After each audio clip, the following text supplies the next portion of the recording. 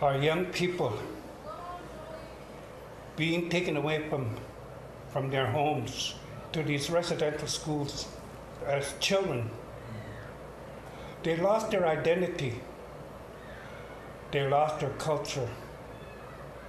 We didn't have this. Tanya McCollum takes this man's words to heart. She is a K-12 teacher at the Sturgeon Lake First Nation Central School, a school with more than 400 students. She started with the land-based curriculum 6 years ago, bringing with her extensive knowledge in academics and her lifelong experience on the land. I was raised by my grandparents right from an infant, so the first few years of my life was out on the land. So it was informal education. So a lot of things that that I know how to do was observing my grandmother or my grandfather. You know, my grandmother was the product of the Indian residential school system. So she was very quiet. She didn't like to talk because that's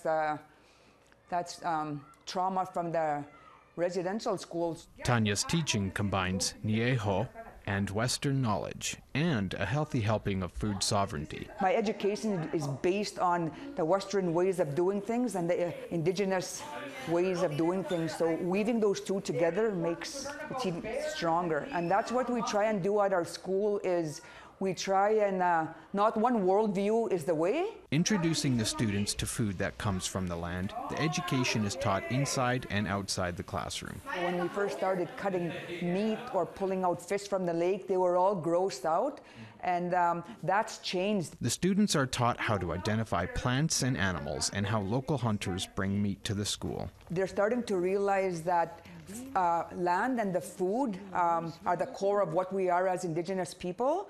And they've had great respect for the animals and the plants. When we talk about working from a land-based paradigm and when we start talking about food sovereignty, that certain plants and animals, they have to have that spiritual connection. Not only is Tanya busy teaching inside and out of the classroom, she does the same on Facebook for everyone to access and learn from. Many non-Indigenous people are my followers. You know, they ask me questions, and it's good in a way because they know about our way of life and they want to know more. And then when they learn about our culture, there's it mitigates racism.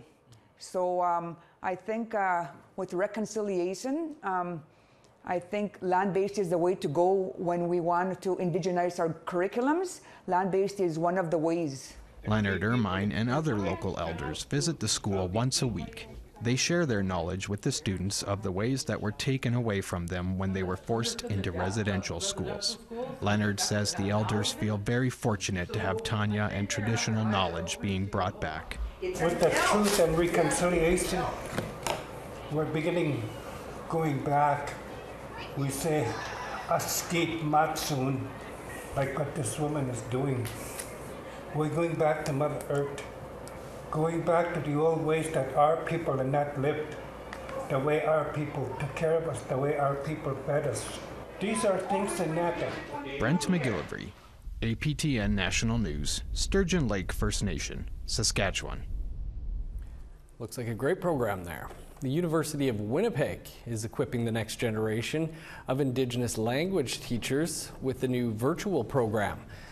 The program is called Teaching Indigenous Languages for Vitality Certificate.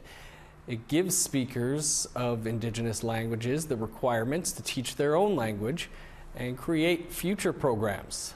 Their certificate's 10 courses are taught in English and applicable to any Indigenous language.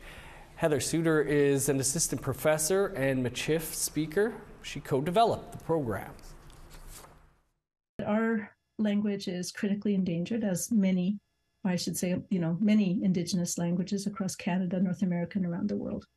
We have very few speakers left, and so teaching Michif, even though I'm a second language learner myself, is part of what one has to do in language revitalization.